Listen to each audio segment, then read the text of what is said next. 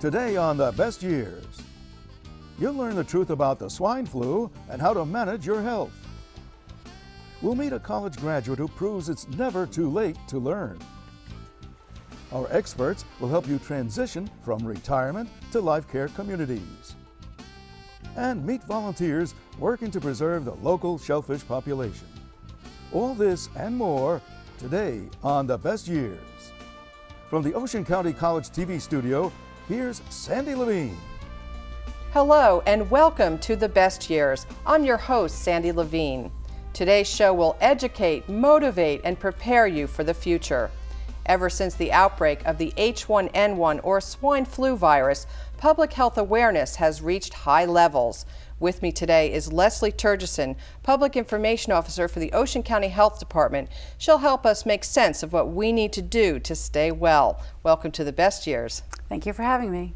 Now, the swine flu or H1N1, how big of an impact has that had on seniors?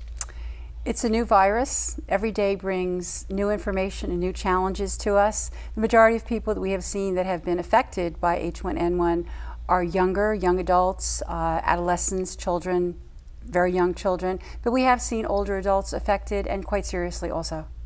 What are you recommending for the upcoming season as far as immunizations go with flu? Right now we're looking to move our seasonal flu schedule back, hopefully towards the beginning of October. H1N1 is in production, and what we'd like to do is, from what we've been told right now, everything is new. It looks like it's going to be a two-part immunization, so we would hope to be done with our seasonal flu shots and then move into H1N1 vaccine clinics.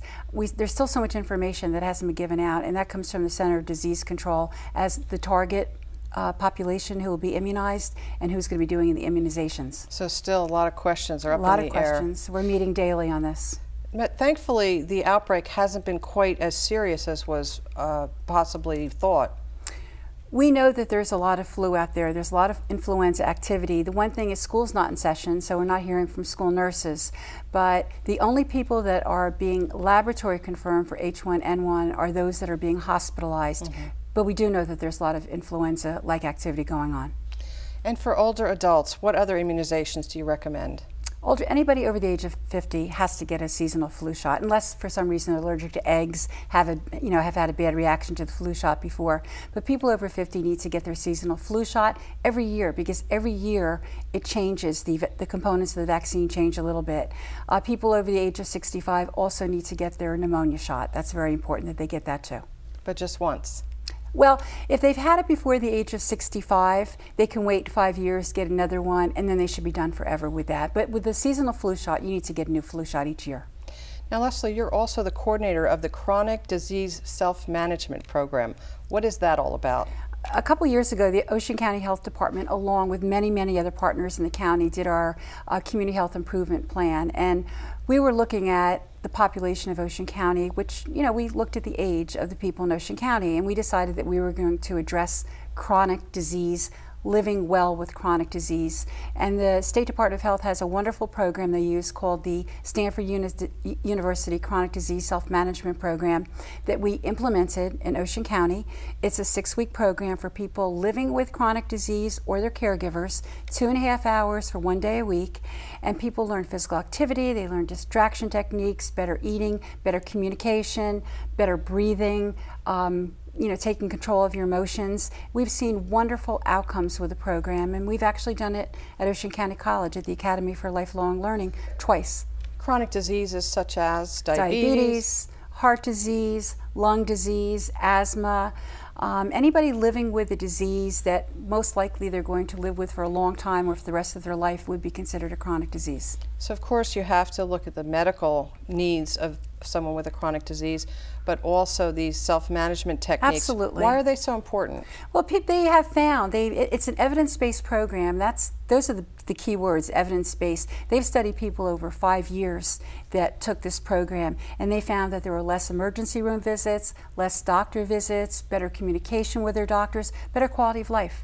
So you've seen some great results with it? Absolutely, absolutely. And techniques like relaxation, what are some of the other things people learn? Well, they do deep breathing. It's really a class. The people don't, quote, teach the class, they facilitate the class. They are peer leaders. And if you go into a class, you will see pads all over the walls. And people, you know, we give ideas, distraction. What are your distraction techniques? Well, I knit. Oh, I listen to the radio. I go to a ball game. And once it starts rolling, it keeps rolling. But people learn, you know, iMessages. You know, they learn to take control of their health.